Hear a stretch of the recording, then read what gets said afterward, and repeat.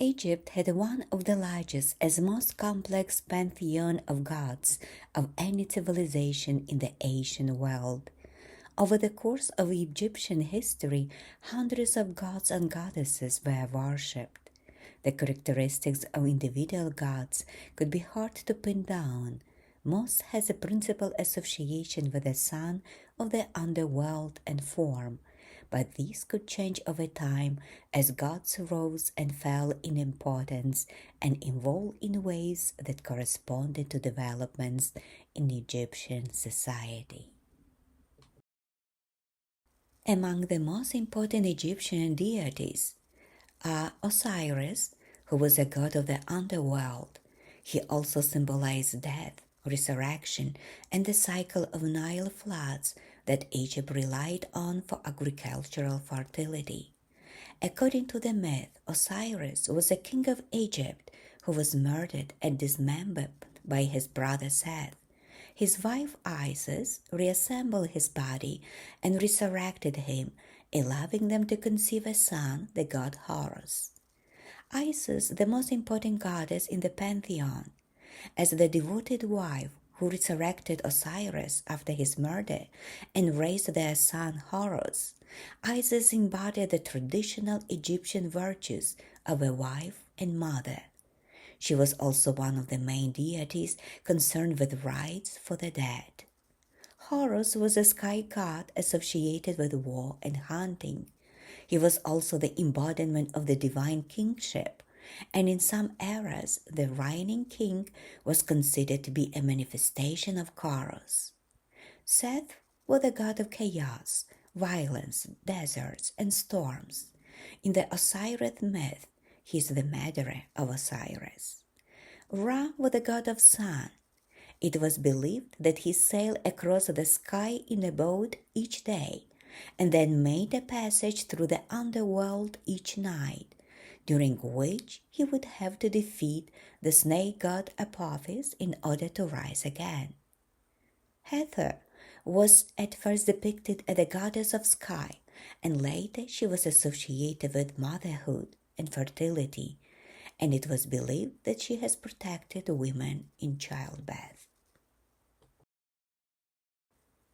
The Egyptian deities would best be described in our terminology as force fields or energy patterns of awareness possessing vast consciousness. These energies were then anthropomorphized by humans in the Egyptian period. The Egyptian pantheon is actually a picture of force fields that move through the universe. We should not take the Egyptian pantheon literally in modern times, for the literal understanding was given to the lesser minds of the period. We need to understand that all teachings are on multiple levels, so that what was taken literally by the less involved consciousness of earlier times was understood by the higher priestesses and priests to be symbolic of energetic force fields. It is best to understand that the pantheon deities are benevolent forces that can be aligned with, but they are not the ultimate source, which is without duality or polarity.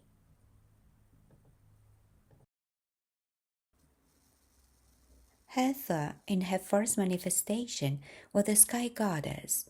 It was later that the Egyptians associated her with fertility. Thus, the first goddess of the Egyptian pantheon, before the time of the pharaohs, went through the metamorphosis in the minds of the people. At first, she was associated with the element of air, the sky, and during this period, she was seen as the manifestation of divine love and ecstasy. Then, she became associated with fertility and the earth. It was also during this latter manifestation that she became associated with sex and joy. Love and ecstasy continued to be associated with her as well. The work of the priestesses and priests in the temples of Hathor had a dual nature. They were often asked to influence fertility and affect good birth. This was the outer work of the temple. The esoteric, hidden work of the temple was the use of alchemy, which involve the raising up of the initiate sexual energy to the higher energy centers of the body. The priestess and priests were well versed in this esoteric science, and much of what we call Tantra can be traced back to these roots. According to Hathor's ascending intergalactic civilization, the Osirian myth represents not only the struggle between Seth and Horus, but also the aspects of human consciousness. It explains the struggle between good and evil, between truth and illusion that all humans have to deal with. On the surface of things, it looked like the battle was between Seth and Horus, but at the deeper level, the battle was also between archetypal forces, Apophis, the illusion of duality, and Maat, the goddess of justice. In the mystery schools of Egypt, the selection of students was conducted by the priests and priestesses. The priests and priestesses can initiate to sense where they are coming from in terms of their morality. Even initiate was more like Seth than Horus, meaning that they were reluctant to forgive and held patterns of jealousy, of anger. They would not be allowed access to the inner teachings and the inner technologies, because it would be dangerous to empower someone who was unbalanced like this. So it was a responsibility of the guardians of the mystery school to ascertain the moral quality of the initiates. That process does not exist today in quite the same way, because each individual must judge their own moral quality. Each individual is now moving into a higher vibrational field, and everything is being stimulated, including both the third nature of individuals and their Horus nature.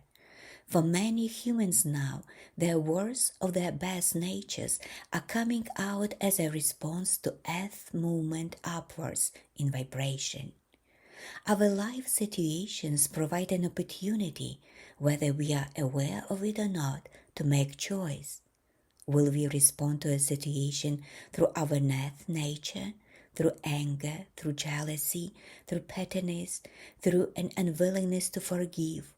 Or will we choose to respond to a situation from our Horus nature, which is based on love and compassion, understanding and truth? Our emotional responses create our destiny and the future pattern that will unfold in our life. We lay the road to heaven or hell, brick by the choices we make in our everyday life. We cannot ascertain our spiritual progress based on how our life is working externally. Some people believe that if they do the right things, their lives will be perfect. They also believe that if something negative occurs, they have failed, but this is not totally true. We have to realize that the situation we encounter in our life are surface events, meaning that they occur in the surface of awareness, three-dimensional reality, in other words. Underneath these events themselves are vast unseen forces operating from deep within consciousness itself. This consciousness may be expressing through us, through our culture, through earth changes, and even through cosmic forces of unimaginable proportions. Not all events are created solely by us, although our perception of them most assuredly is. Various forces, individual, cultural, earth-based, and cosmic, interact to create the surface of events of our destiny. I invite you to visit my website, Knowledge and Abundance, to learn more about the world of spirituality and mystery of life. Much love, happiness, and blessings to you. I appreciate you. Thank you.